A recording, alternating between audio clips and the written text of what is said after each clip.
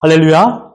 하나님의 크신 사랑이 이 시간 우리 가운데 가득한 줄 믿습니다. 오늘 우리는 마태복음 18장 1절부터 4절의 본문을 가지고 다름을 소유하라 라는 제목으로 하나님의 말씀을 함께 나누도록 하겠습니다. 오늘 본문은 변화산에서 내려오시고 나서 귀신 들린 아이를 고치시고 다시금 갈릴리로 돌아오신 이후에 일어났던 에피소드입니다. 변화산, 그러니까 가이사라 빌립보에서 예수님께서는 제자들에게 아주 중요한 가르침을 허락하셨습니다. 그것은 다름 아닌 예수님 자신의 고난과 죽음, 이것을 순환이라고 그러죠. 예수님의 고난과 죽음, 그리고 3일 만에 다시 살아날 것이라는 부활에 대하여 가르쳐 주셨습니다. 그 가르침을 전해 주셨을 적에 제자들은 너무도 심각한 상태가 되었습니다. 하지만 심각하고 중대한 이야기를 들었을 때 그 주님께서 가르쳐 주셨던 내용이 무엇인가는 제대로 이해하지는 못했습니다. 심지어 왜 예수님이 돌아가셔야만 하는가? 예수님이 왜 죽어야 되는가? 그리고 부활이라는 것이 대체 무엇인가? 죽었던 사람이 어떻게 다시 살아날 수 있단 말인가? 이해하지 못했던 제자들이었습니다. 이해하지 못했던, 그래서 이성적으로 이해하지 못했던 제자들은 예수님의 가르침을 거부하게 되었습니다. 오늘 본문이 기록된 시기를 지나 예수님께서 또다시 마태복음 20장에서도 순환과 부활에 관한 가르침을 주었을 적에도 제자들은 예수님의 가르침을 도무지 이해하지 못했습니다. 그래서 요한과 야고보의 어머니가 예수님 앞에 나왔을 적에 이러한 것으로 예수님께 청탁을 하게 됩니다. 마태복음 20장 20절, 21절 같이 한번 읽어봅니다. 시작! 그때 세베대 아들의 어머니가 그 아들들을 데리고 예수께 와서 절하며 무엇을 구하니? 예수께서 이르시되 무엇을 원하느냐? 이르되 나의 이 두 아들을 주의 나라에서 하나는 주의 우편에 하나는 주의 좌편에 앉게 명하소서. 여기서 주의 나라라고 하니까 천국이라고 생각하십니까? 그것이 아닙니다. 메시아의 왕국, 예수님께서 만드실 그 나라, 예수님이 왕이 되면 야고보와 요한을 좌우편에 앉혀달라는 청탁이었습니다. 그러니 곁에서 그 이야기 들었던 야고보와 요한도 어머니의 말을 막지 않았어요. 이 말인지 무슨 뜻일까요? 어머니의 청탁이 옳다라고 생각한 것입니다. 예수님, 당신이 세우실 그 나라에서 나, 요한, 나, 야고보를 우편, 좌편에 앉게 주옵소서라는 부탁에 동의하고 있었던 것입니다. 어쩌면 야고보와 요한의 어머니의 청탁은요, 제자들의 마음을 대변한 것으로 저는 느껴집니다. 야고보와 요한의 어머니만 자녀들이 출세기를 갈망한 것이 아니라 모든 제자들의 마음 또한 이와 똑같았습니다. 예수님께서 만드실 그 나라, 그 왕국에서 나를 큰 자리에 앉게 해주십시오 라는 그 마음을 가지고 있었던 것입니다. 이토록 제자들은 그때까지도 과거의 메시아관, 이스라엘 사람들이 가지고 있었던 메시아 대망 사상을 뒤쫓고 있었습니다. 이제 예수님과 제자들이 함께 마주 볼 수 있는 시간은 많이 남아있지 않습니다. 지금 말씀하실 때는요, 공생의 제3년 9개월이니까 앞으로 몇 주만 지나면요, 예수님은 십자가에서 죽임을 당하십니다. 하지만 아주 중대한 이야기를 들었음에도 불구하고 제자들의 반응은 어떠합니까? 냉랭합니다. 도무지 예수님의 죽음에 관하여서 심각한 고민조차도 하지 않고 있습니다. 만약 예수님이 죽는다라면 우리는 이제 어떻게 해야 된단 말인가? 만약 예수님이 죽는다라면 우리는 앞으로 어떠한 길을 걸어가야만 하는가? 예수님, 당신이 죽으면 이제 우리는 어떻게 살아야 됩니까? 라는 질문을 한 사람이 단 한 사람도 없었습니다. 성경에 그런 기록이 하나도 없어요. 이토록 제자들은 무지했습니다. 예수님의 가르침을 어쩌면 그저 하나의 예화, 이그젠플, 이걸로만 생각했던 것입니다. 이와 반대로 제자들의 마음은요, 다른 곳으로 가득 차 있었어요. 제자들의 마음에는 오로지 메시아 왕국이 만들어지면 예수님은 왕이 될 것이고 그 다음 누가 예수님 다음에 높은 자리에 앉을 것인가? 누가 총리가 되고 누가 지역의 대표자가 될 것인가? 혹시 나는 어떤 자리에 앉을 것인가? 이런 생각이 가득 찼던 것입니다. 더더군다나 이런 생각으로 제자들끼리 서로 토론을 벌였습니다. 너가 크냐? 내가 크냐? 지금까지 예수님과 함께 지내왔던 시간들, 여러 가지 사건들이나 심지어 먼저 누가 예수님의 부름을 받았는가? 또한 어떤 이들은 나는 예수님을 따르기 위하여 이것도 포기하고 이것도 포기하고 나의 모든 집안을 포기하고 예수님을 뒤쫓았어. 그러니까 내가 예수님 다음으로 높은 자리에 앉을 수 있어. 라고 자신들의 생각을 표출한 것입니다. 예수님과 함께 걸어갈 때 누가 예수님 옆에 많이 걸어갔지? 예수님과 함께 식사할 때 누가 예수님 옆에 누가 앉아서 식사했어? 내가 제일 많이 예수님 곁에서 식사하지 않았어? 라고 자신들의 했던 행적을 다 서로가 이야기하면서 그렇기 때문에 내가 높은 자리에 앉을 거야 라고 토론을 벌인 것입니다. 여러분, 그런데 사복음서를 보면요, 예수님께서 이적과 기사를 행할 때 제자들이 예수님을 도운 적이 있나요? 한 가지 있습니다. 오병이어의 기적을 베풀었을 때 떡 광주리를 가지고 사람들 곁에 돌아다니면서 나눠준 것뿐이 없습니다. 그 이후에 제자들이 예수님을 도와준 적이 뭐가 있습니까? 예수님이 길을 잃었을 때 길을 찾아준 적이 있습니까? 예수님이 먹을 것이 없을 때 가져다 준 적이 있나요?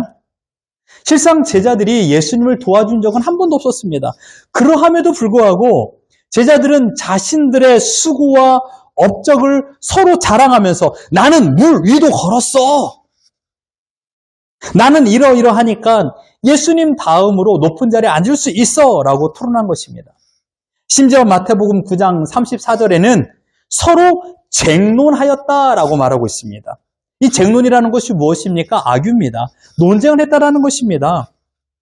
될 수 있는 대로 내가 높은 자리에 앉을 것이다 라는 이야기를 계속 자기들의 이론을 내세운 것입니다. 이런 제자들의 토론, 어쩌면 이것은 저는 작은 다툼이라고 생각합니다. 내가 잘났어. 내가 높은 자리에 앉을 거야. 이런 제자들의 다툼을 예수님께서 모르셨을까요? 제자들은 모든 것을 알고 있는 예수님, 그 앞에서 아무런 대답조차 하지 못했습니다. 주님 앞에서 별로 떳떳한 것이 되지 못했던 것을 가지고서 서로 토론하였기 때문에 자기네들끼리도 부끄러움을 가지고 있었기 때문에 예수님께서 너희들이 길거리에서 무슨 이야기를 하고 있었느냐? 라는 이 질문에 너희들끼리 서로 무엇을 가지고 토론하였느냐? 라는 이 질문 앞에서 제자들은 아무도 대답하지 못했습니다. 그리고 주님의 가르침은 무엇입니까? 이 가르침이 바로 1절입니다. 그때 제자들이 예수께 나와 이르되 라고 말하고 있습니다. 제자들이 예수님의 가르침, 너희는 길거리에서 무엇을 가지고 토론하고 있느냐? 라는 이 질문 앞에 아무런 대답을 하지 못하고 있었을 적에 한 제자가, 무명의 제자가 예수님 앞에 나와서 대답 대신 이 질문을 한 것입니다. 예수님, 천국에서는 누가 제일 큽니까? 천국에서는 누가 제일 큽니까? 이 말은요, 어쩌면 자세히 보면 이 천국과 메시아가 세워질 나라, 예수님께서 만드실 그 나라를 같은 것으로 도입할 수가 있습니다. 정말 예수님께 세우실 그 나라, 정말 천국에서는 누가 가장 큰 자입니까? 라는 질문을 하고 있는 것입니다. 이 질문을 들었을 때, 아니 제자들의 심각한 토론을 들었을 적에 예수님의 마음은 참으로 슬펐을 것입니다. 수년 동안 함께 지내면서 하나님 나라에 대하여 가르쳤지만 아직까지도 제자들의 마음, 그러니까 제자들의 가치관이 세상 사람과 동일한 가치관을 가지고 있었기 때문입니다. 세상 사람들의 가치관, 즉 삶을 살아가는 원동력이 제자들과 세상 사람들과 같았습니다. 세상 사람들이 살아가는 원동력, 세상 사람들이 꿈꾸고 소망하는 것이 무엇입니까? 오로지 사회적인 권력입니다. 권세입니다. 그리고 물질의 풍성함을 가지고 살아가는 것. 이것이 세상 사람들의 가장 소망하는 것입니다. 권력과 부와 명예를 위하여서, 인기를 위하여서 오로지 앞만 보고 달려가는 그 세상 사람들. 지금 예수님 곁에 있는 12명의 제자들과 다를 바 없다라는 것입니다.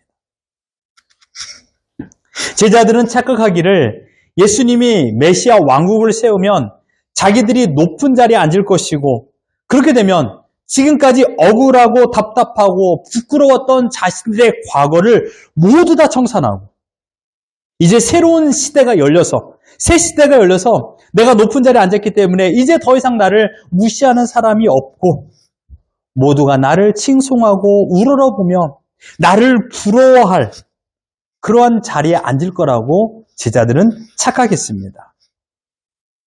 이런 세상적인 가치관으로 부푼 꿈을 꾸고 있는 제자들을 보니 예수님의 마음이 답답하지 않겠습니까? 이에 예수님께서는 제자들의 이러한 생각을 고쳐주기 위하여 그 나라의 사실, 천국에 대한 것을 좀 더 자세히 이해할 수 있도록 가르치기로 작정하셨습니다. 그래서 그 계신 곳에 어린아이를 불러서 그 제자들 앞에 세웠습니다. 2절과 3절 같이 한번 읽어봅니다. 시작! 예수께서 한 어린아이를 불러 그들 가운데 세우시고 이르시되 진실로 너희에게 이르노니 너희가 돌이켜 어린아이들과 같이 되지 아니하면 결단코 천국에 들어가지 못하리라. 많은 신자들이 이 말씀을 오해하는 경우가 있어요. 다름 아닌 어린아이가 겸손한 것처럼 너희도 어린아이처럼 겸손해야 된다라고 오해합니다. 어린아이처럼 겸손해라. 4절에도 보면 누구든지 이 어린아이같이 자기를 낮추지 아니하면 천국에 들어갈 수 없다라고 말하는 것처럼, 그래, 천국에 들어가려면 어린아이처럼 자기를 낮추고 겸손해야 된다라고 생각합니다. 근데 여러분, 이것은 오해입니다. 어린아이가 자기를 낮출까요? 어린아이가 겸손합니까? 얼마나 어린아이들이 고집이 셉니까? 자기 주장만 내세워요. 이 말은 어린아이가 자기를 낮추듯이 자기를 낮추라, 이 말이 아닙니다. 성인이라 할지라도 자기를 낮추어서 이 어린아이와 같이 되는 자라는 뜻입니다. 성인이지만 어린아이처럼 나는 아무것도 할 수 없는 자입니다 라고 고백하라는 뜻이에요. 나는 아무것도 할 수 없는 자입니다. 나는 이것도 경험했고 나는 이것도 잘하기 때문에 나는 모든 것을 잘할 수 있습니다. 지금의 내 영역에서는 내가 제일 잘합니다 라는 생각을 버리고, 어린아이가 또한 사회초년생이 처음 직장에 들어가서 상급 상사에게 아유 많이 가르쳐 주십시오. 난 아무것도 하지 못합니다 라는 마음을 가지라는 것입니다. 나는 어린아이와 같이 아무것도 할 수 없는 자입니다. 누구 앞에서요? 하나님 앞에서. 이 마음을 가지라라는 것이에요. 자기를 낮추어서 이 어린아이와 같이 되는 그이가 천국에서 큰 자다. 천국에 들어갈 수 있다라고 말하고 있는 것입니다. 근데 여러분, 이 어린아이, 2절에서 말하고 있는 이 어린아이가 어떤 아이인지 아십니까? 수지와 같이 중학생 1학년을 어린아이라고 말할까요? 아니에요. 여기서 말하고 있는 이 어린아이는 헬라어 네피오스입니다. 네피오스. 이 네피오스라는 것은요, 아직 어려서 말을 제대로 못하는 어린애입니다. 말도 제대로 못하는 어린애. 이게 바로 네피오스입니다. 이 네피오스의 뜻을 또 찾아보면요. 미숙하고 미련하고 무력하다.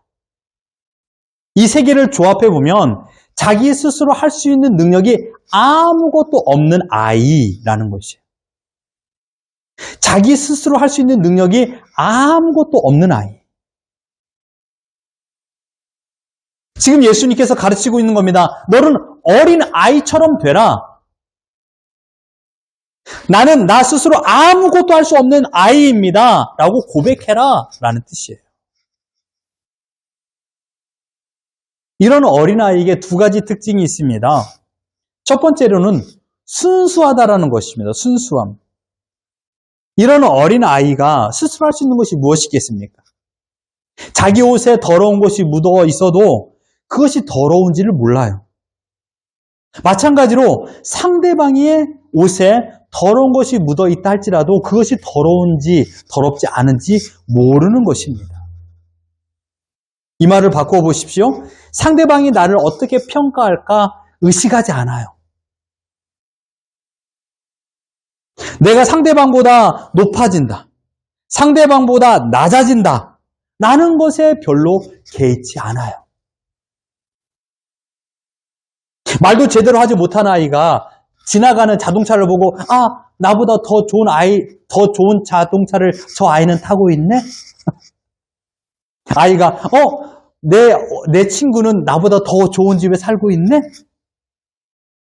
라고 생각할까요? 그렇지 않다라는 거예요.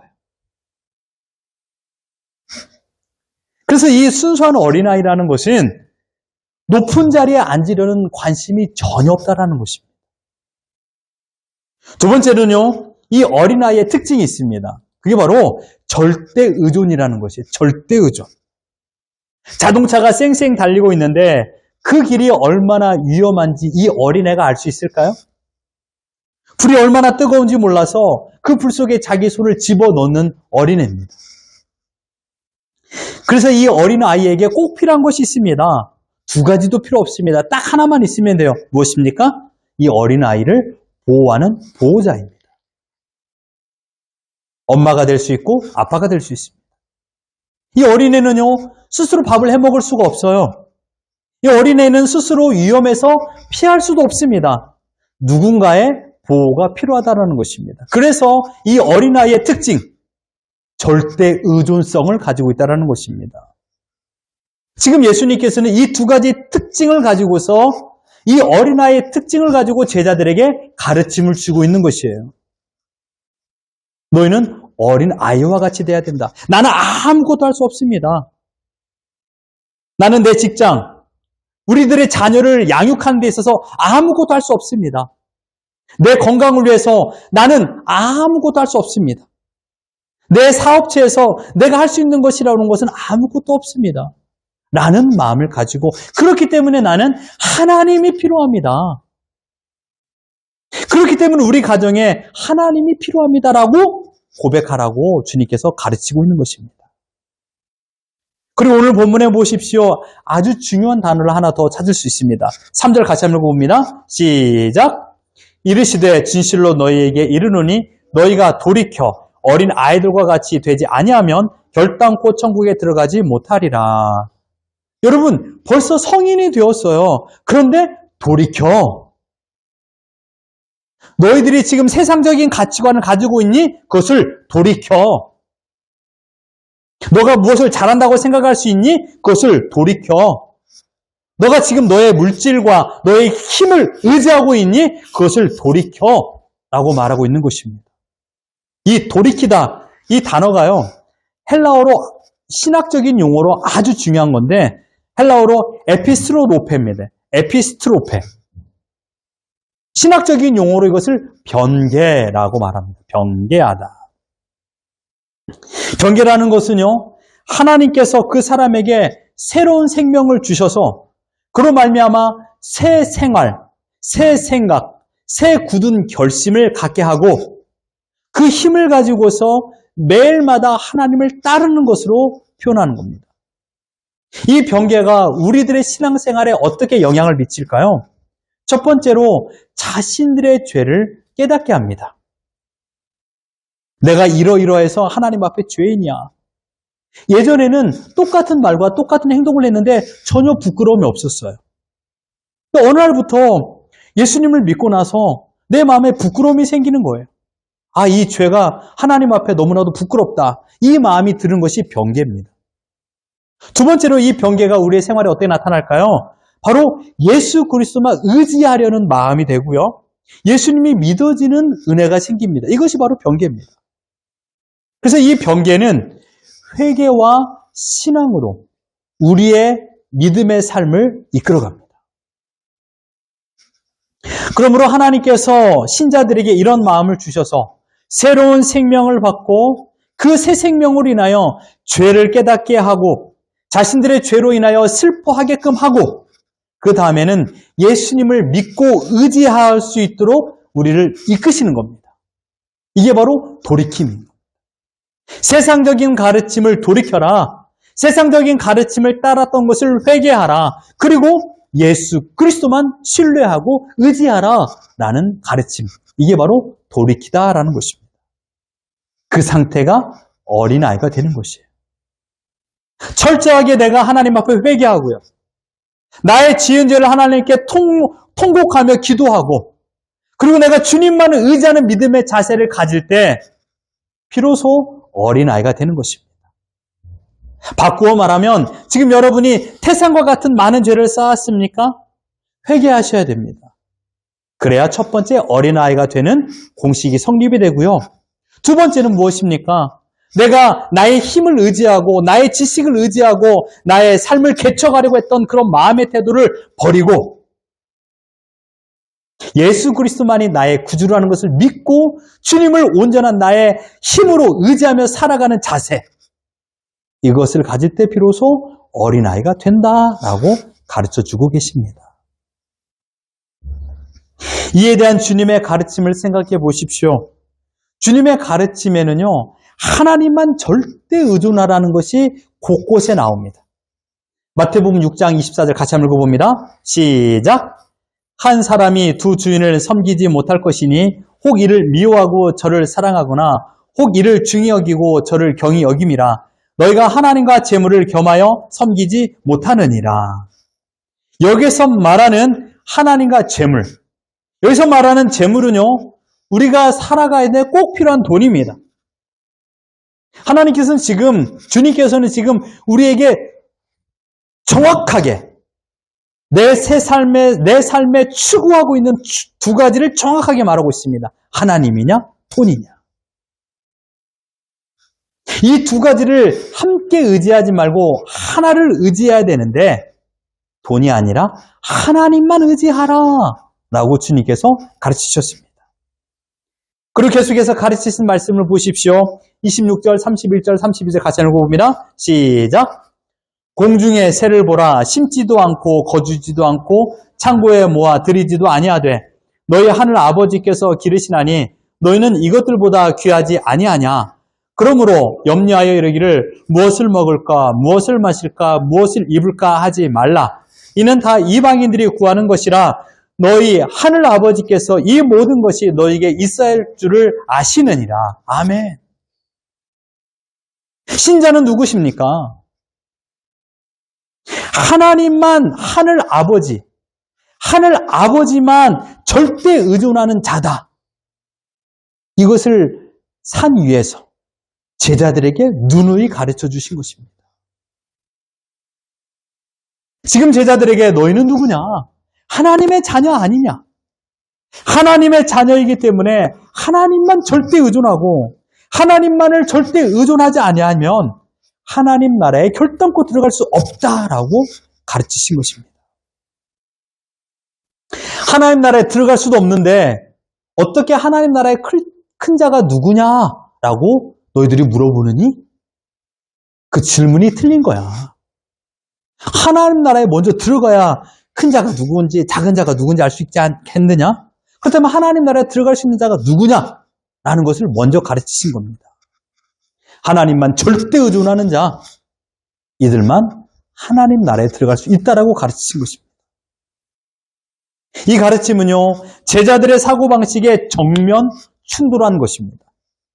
제자들은 아직도 현실적인 메시아 나라에 관심을 가지고 그 생각으로 가득 차 있었습니다. 그래서 아직도 예수님께서 주시는 이런 가르침을 제대로 이해하지 못했습니다.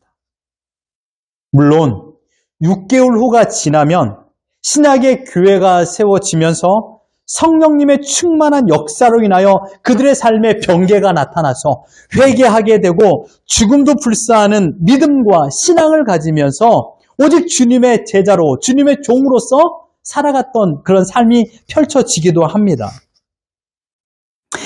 그러나 예수님께서 예루살렘에 들어가실 때만 된다 할지라도 그들은 예수님께서 세우실 그 나라를 이해하지 못했습니다. 제자들은 항상 누가 크냐? 내가 너보다 더 큰 사람이다 라는 세상적인 가치관으로 주님을 쫓았습니다. 이것을 우리는 신학적인 말로 보상심리 또는 상급론이라고 말하지 않습니까? 그들은 지금 보상심리와 상급론에 가득 차 있었습니다. 이것은 믿지 않는 사람과 다를 바 없는 세상적인 가치관입니다. 지금 우리 주님은 이런 가치관 속에 살고 있는 제자들 또는 더 나아가서 지금의 우리들에게도 똑같은 가르침을 주고 계십니다. 세상 사람들과 같은 가치관 속에서 살아서는 안 된다. 다름이 있어야 된다라고 가르치고 계십니다. 하나님의 사랑받는 신자 여러분, 세상 사람들의 특징은 무엇입니까? 높은 자리에 앉고 싶습니다. 성공하여 출세하고 싶습니다. 왜냐하면 높은 자리에 앉아야 사람들에게 무시를 당하지 않고 존경을 받고 인정을 받으며 심지어 나에게 충성스러운 사람들도 생기기 때문이라고 생각합니다. 또 나아가 높은 자리에 앉으면 자신의 말, 발언권이 강하여지기 때문에 나를 무시한 사람들이 없기 때문에 수단과 방법을 가리지 않고 지금보다 더 높은 자리에 앉으려고 합니다. 이것이 세상 사람들이 가르치는 핵심이에요. 누구나 다 이런 가르침을 줍니다. 성공해라. 성공을 꿈꾸라. 성공하는 법칙, 성공하는 사람들의 7가지 습관, 성공을 디자인하라. 세상에 여러분들의 서재에 성공의 법칙, 성공론에 관한 책들이 꼽혀 있는 것이 기억되지 않습니까? 모든 서점의 베스트셀러에는요, 언제나 성공학이 자리 잡고 있습니다. 모든 사람들이 성공을 꿈꾸며 살고 있다는 것이죠. 하지만 주님의 가르침은 반대입니다. 인간이 가지고 있는 소유욕, 유지욕, 권력욕, 명예욕에 이끌려 살아서는 안 된다라는 것입니다. 심지어 하나님 나라는 그러한 인간적인 가치관으로 만들어지는 나라가 아니고 오직 하나님만을 절대 의존하며 나는 아무것도 할 수 없는 어린아이입니다 라는 이 고백을 하는 자만이 천국에 들어갈 수 있다라고 가르치고 있습니다. 성경에 이러한 인생을 살았던 한 사람을 소개하며 설교를 마무리하려고 합니다. 모세입니다. 모세의 인생을 두 줄로 요약하여 우리에게 소개한 곳이 있습니다. 히브리서 11장 24절, 25절 같이 한번 읽어봅니다. 시작!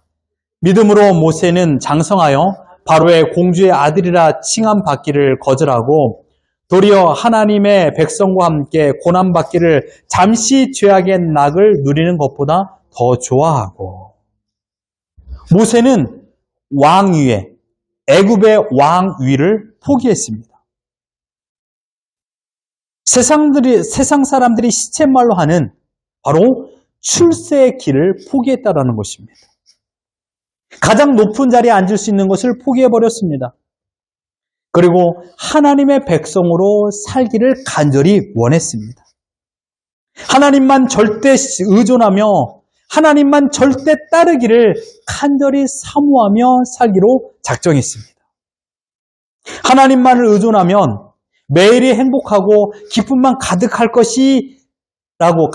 거라고 생각했지만 반대로 고난이 가득한 삶을 산다 할지라도 나는 하나님만을 절대 의존하며 살겠노라고 세상 사람과 다름을 선택했습니다.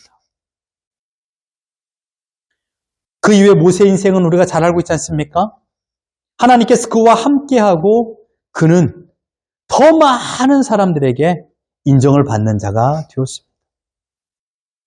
하나님의 사랑받는 성도 여러분, 주님의 신자된 우리들에게 하나님께서 말씀하십니다. 세상 사람과 다름을 소유하라. 이 세상에서 먹고 마시는 것, 그러니까 살아갈 수 있는 모든 것, 우리의 생명, 더 나아가 내 자녀의 생명을 책임지시고 인도하시는 분이 하나님이라는 사실을 인정하고 믿으라라고 가르치고 계십니다. 이 사실을 너희가 믿고 의지하고 신뢰하면 너희는 지금 세상 사람과 다름을 소유할 수 있을 거다라고 말씀하고 있습니다. 오늘 우리가 불렀던 찬양처럼 너 근심 걱정 말아라. 이 세상을 살아가는데 너 근심 걱정 말아라. 너의 건강에 근심 걱정 말아라. 네 앞에 있는 자녀들로 인하여 근심 걱정 말아라. 그 근심 걱정으로 해결될 일이 뭐가 있냐? 너의 몸만 아플 뿐이다. 왜 주님께서 너 근심 걱정 말아라라고 가르치십니까? 왜 그렇습니까? 하나님의 자녀는 아버지 되시는 하나님께서 모든 것을 책임져 주시는 것을 믿기 때문입니다. 하나님이 그러하신 분입니다. 우리의 모든 것을 책임져 주시는 분입니다. 사랑하는 성도 여러분, 높아지려고 하지 마십시오. 하나님께서 높아질 자를 높아지게 하십니다. 지금의 자리가 높다라고 해서, 높은 자리에 앉았다고 해서 교만하지도 마십시오. 하나님의 뜻과 목적이 있어서 지금의 자리에 앉게 하신 겁니다. 재정적으로 여러분들이 여유가 있는 부자라고 살고 계신다라고 해서 그 부유함으로 교만하지도 마십시오. 하나님의 뜻과 목적이 있어서 지금의 부유함을 허락하셨습니다.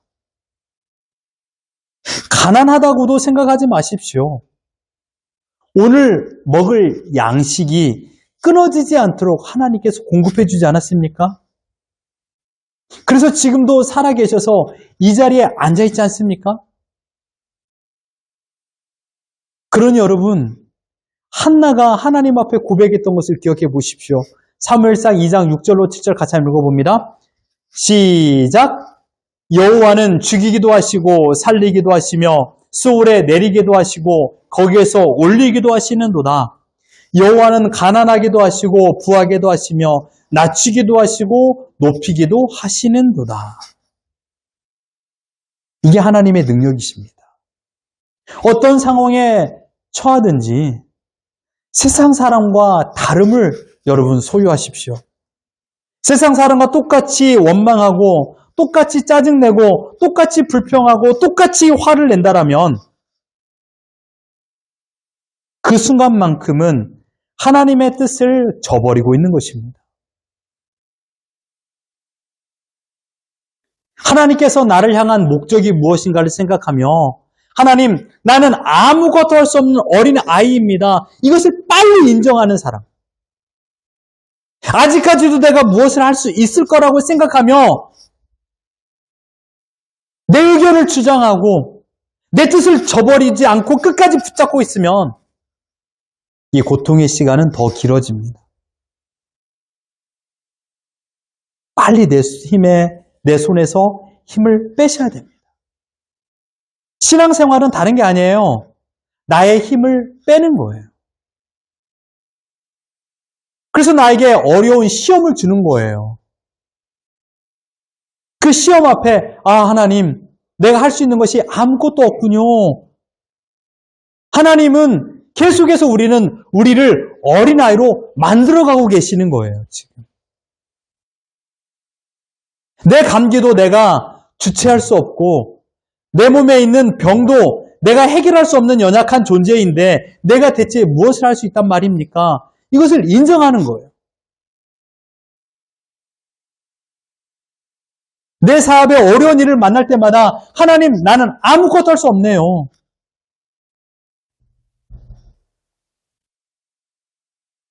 이것을 인정하게 하도록 이끄시는 것이 하나님께서 우리를 연단하는 거예요. 이것이 신앙생활이에요. 믿음이 좋은 사람이 누구일까요?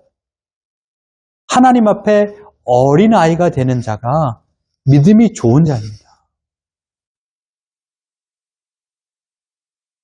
도무지 나는 아무것도 할 수 없습니다. 포기야, 기부업해서 나는 내 아들, 내 딸 할 수 없으니 난 이제 포기할 거야. 이 말이 아니라 하나님, 나는 정말 이 아이를 어떻게 양육할 수 있는 지혜가 없사오니 하나님께서 이 아이를 인도하여 주옵소서 라고 하나님께 내어 맡기는 거죠. 내어 맡기니까 밥도 안 해주고 아침에 안 깨워주고 이러라는 말이 아니에요. 이해하시죠? 내가 할 수 있는 것이 아무것도 없다라는 것을 고백하는 거예요.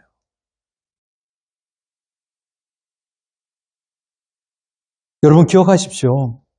하나님은 우리 인생에 실수가 없으신 분입니다. 하나님은 우리를 절대로 포기하지 않는 분이세요. 언제나 신실하셔서 나에게 가장 적합한 환경을 허락하십니다. 푸른 초장과 쉴만한 물가를 허락하신다는 거예요. 아니, 지금의 상황이 나에게 있어서 가장 안전한 푸른 초장과 쉴만한 물가예요. 더 나가야 되는데 하나님께서 가지 말라라고 막아놓으셨다라면 이 막아놓으신 재어놓은 이 바리게이트가 여러분을 안전하게 지키는 거예요. 내 생각으로는 이것을 뛰어넘어야 되는데 저것이 더 푸른 초장인데 저곳으로 가야 되는데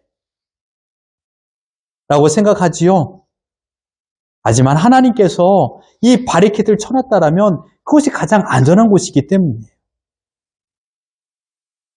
하나님은 우리를 향한 위대한 계획을 가지고 계세요. 하나님의 때가 되면 이 바리게이트가 열리고 그 푸른 초장을 가게 하십니다. 이것을 인정하느냐 인정하지 않느냐 이 싸움이에요. 하나님은 우리를 인도하신 분이십니다. 다시 한번 마태복음 6장 32절 읽어보겠습니다. 시작! 이는 다 이방인들이 구하는 것이라 너희 하늘 아버지께서 이 모든 것이 너희에게 있어야 할 줄을 아시느니라. 이 사실을 믿고 신뢰한다면 우리는 세상 사람과 다름을 소유하고 있습니다. 세상과 다름, 이것이 하나님의 자녀의 사명입니다. 하나님께서 우리를 향하여 위대한 계획을 가지고 있음을 믿고 실수하지 아니하시는 하나님을 신뢰하며 이 한 주간 하나님의 기쁨이 되고 하나님의 뜻 안에서 감사하며 살아가는 우리 모두가 되기를 예수 그리스도 이름으로 축원합니다.